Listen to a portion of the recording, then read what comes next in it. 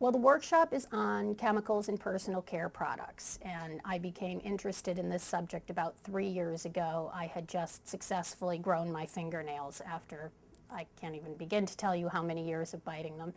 And so I went out to a nail salon to get my nails done. And the first thing I noticed when I left the nail salon was what a raging headache I had. And so then I got kind of interested in why do I have this raging headache? And you know, there are people who work in nail salons who sit there all day and they seem perfectly fine. But it sparked my interest. So I started doing some online research about nail polish. And I discovered that nail salon workers actually are, it's one of the highest health risk professions because of the chemicals that they're exposed to, not just from nail polish, but from, the component that makes up artificial nails and the glues and, all the things that happen in nail salons now. But I also discovered that there was a chemical in nail polish. It's called dibutylphthalate. And I'm not a scientist, and I did have to learn how to pronounce all of these chemist words here. Dibutylphthalate is a plasticizer, so it's what makes nail polish slick, what makes it look wet even after it's dried on your nails.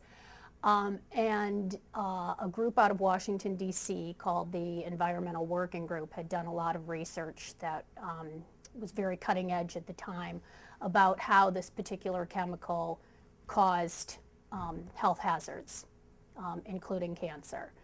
And they were working very actively to get it out of nail polish, but then they also discovered it's in a bunch of other products as well. So it's the same thing that makes moisturizers stick to your skin and conditioners stick to your hair. Fortunately, this environmental working group had also developed a website. It's called Skin Deep, and you can go into Skin Deep and plug in the name of your product, and it will spit out a safety rating on your product. So you don't just go in and put shampoo, you go in and you put your specific brand of shampoo. They rate things on a scale from 0, which is the most benign, to 10, which is the most dangerous. And some things that get high ratings are benzoyl peroxide is pretty high up there, and that's a fairly common product used in acne products. So, maybe that's going to be a place where a teenager is going to say, well, I can't give up my benzoyl peroxide, but I can give up something, one of my other products.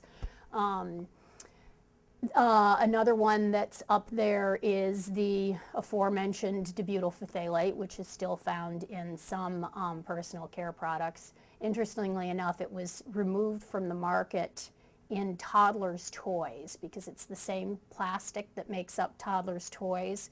And they found that when toddlers were putting their plastic toys in their mouth, as toddlers tend to do, that the dibutylphthalate was leaching into their saliva and thus into their systems. So they have removed it in toddlers' toys, but they haven't removed it in all personal care products, which I find very interesting. Another one that gets a really high rating is the generic term that you'll find on practically all of your personal care products. It says fragrance. And whether your personal care product is, something that says, we're vanilla scented or whatever, or whether it's just seemingly a non-scented personal care product, you can usually find that word fragrance. And fragrance is a trade secret. So the same guidelines that govern perfume companies and cologne companies, it's considered to be a trade secret that they don't have to tell you what's in their fragrance, because then people would go around and make up copies of, so you wouldn't have to spend $150 on Chanel or whatever. You just go make up your own because you know all the ingredients in it. So by that same set of guidelines, fragrance in any personal care product, they don't have to tell what's in the fragrance. And so a lot of times it is things that could be potential health risks.